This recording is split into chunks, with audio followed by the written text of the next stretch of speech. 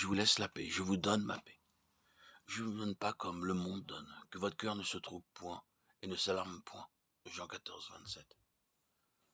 Il y a encore des luttes dans la vie du chrétien spirituel, car la croissance s'opère par conquêtes successives, sans que notre paix soit troublée par ces conflits. L'âme sait qu'elle est victorieuse en Christ. Le chrétien spirituel ne pratique plus volontairement le péché. Il vit dans la pleine lumière de la présence de Christ. Sa communion avec le Père est entière, car il n'est plus troublé par le souvenir des fautes passées, par les appels de la conscience ou par les accusations du cœur. Il jouit d'une paix parfaite, d'une joie grandissante et d'un repos que rien ne trouble. Mais grâce soit rendue à Dieu qui nous donne la victoire par notre Seigneur Jésus-Christ. 1 Corinthiens 15, 57.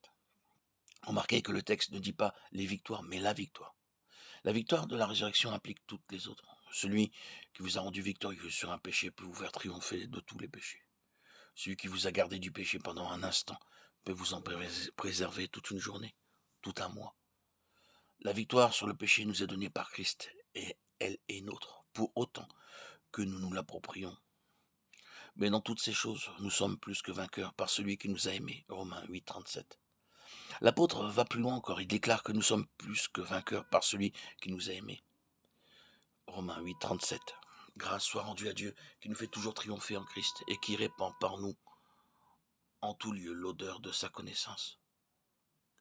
2 Corinthiens 2, 14. Cette vie que nous vivons devient une vie de paix constante, une vie de victoire constante.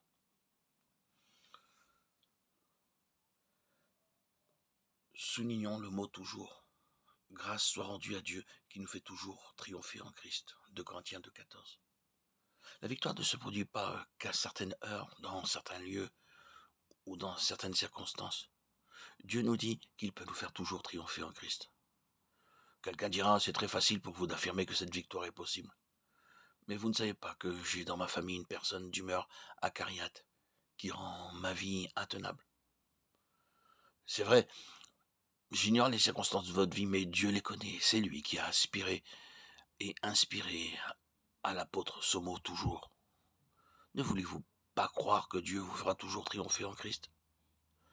J'ai choisi ces mots, victoire constante, avec intention. Par constante, j'entends que cette victoire deviendra habituelle. Cela veut dire non pas que le chrétien ne peut plus pécher, mais qu'il peut ne plus pécher.